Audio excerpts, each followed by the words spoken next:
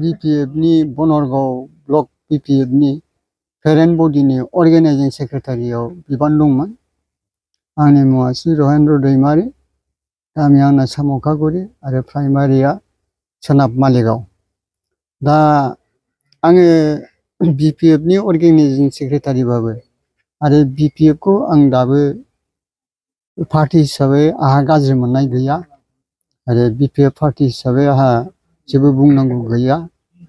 नाथाय राजीब बांगाल सार, दा जोङो सिगाङावनो राजीब बांगालाबो बिपिएफनिनो सासे एममोन। बेखौ जोंनो मावनानै इलेक्शनाव खामानि मावनानै देरहाहोबोदोंमोन आरो 2020 मोन नामा सेकेन्ड इलेक्शन, बावहाय बिपिएफनिनो टिकेट लानानै राजीब साराबो एमसिएलए खौ बनरगाव ब्लकआव दारायदोंमोन कनस्टिटिउसनाव। दा बहायबो जोंनो लागातार बिथांजों लोगो नांफानानै मावफानायमोन।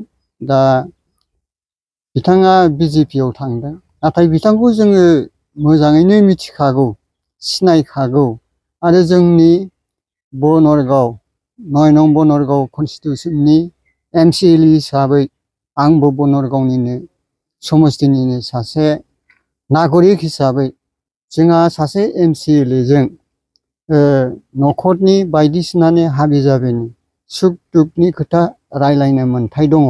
दा बिथाङा जेरावखि थाया, जायखि कंग्रेसनियानो जा, जायखि बिजेपियानो जा, जायखि इउपिपिएलनि एमसिएलएआनो जा, जोंनि जनसाधारनफ्रा जायखि पार्टियाव थाया मानो बिथांनि न'आव थांनानै रायलायनो मोननाय, गावनि सुखु दुखुखौ बुंनो मोन्थाय निस्सय दङ। दा बेखौ लानानैनो जोङो सानसेखालि 15 आगस्ट खालि बै समरपुर एलपि स्कुलाव मोनसे बल फाइनाल मेच जादोंमोन। बे मेचआव बिथांखौ लोगो मोनदों, बिथाङा आंजों मोजां गाज्रि रायलायदों आरो बिथाङा आंखौ आंनि न'आव आंनावबो थांदो खेबसे रायलायनि होननानै बुंदों।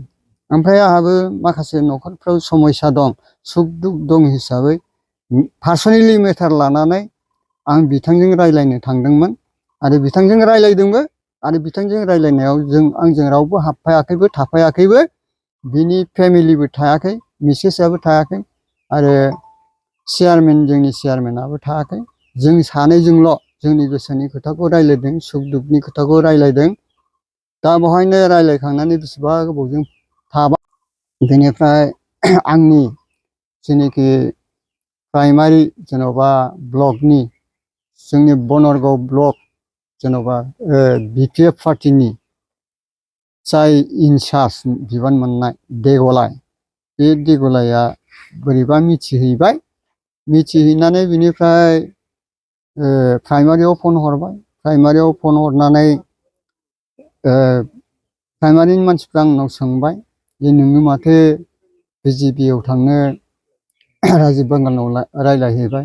नंगौ, आं थांदों, रायलायहैदों। आंहा न'खरनि समस्याखौ लानानै आङो रायलायनो थांदों, रायलायहैदों। बिदि होनना आं बुंबाय आरोखि, सिखार लाबाय। लोगो लोगो ब्लक प्रेसिडेन्टनि फनआ आंनाव फैबाय आरोखि। ओमफ्राय आं ब्लक प्रेसिडेन्टखौ लोगो हमहैबाय।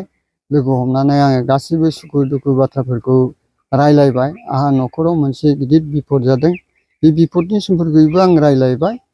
ओमफ्राय आङो फैबाय, प्रेसिडेन्टखौ नागारनानै फैबाय। प्रेसिडेन्टआ इनचार्जजों मा रायलायखो आं बेखौ मिथिला। आङो दहाय फुङाव मोनसे खोथा मिथिनो मोन्दों, माखासे मानसिनिफ्राय आंखौ माने प्रेस मिट खालामनानै होखारसिगोन होननानै आं खबर मोनबाय आरोखि। आंखौ सुख दुख रायलायनायावनो जुदि प्रेस मिट खालामनानै जुदि होखारनोसैबा आं मालाय मानोथो थाबावनो। आङो बिजेपियावनो थानानै बिजेपिनि आदर्शजों आंबो राजीब सारजोंनो लोगोसे खामानि मावफानोसै आं बेखौ साननानै आं दा खुद निजे बिजेपिनि आदर्शजों राजीब सारमोनजों बा बे पार्टिनि मानसिफोरजों मिला मिसायै लोगोसे खौसेयै आङो खामानि मावनो होननानै दिनै खुद निजे आंनि सिथ्लायावनो आङो बिबुंथि लाखिबाय आरो बिनिफ्राय आंहा बांद्राय बुंनांगौ गैला। बेखिनियानोसै।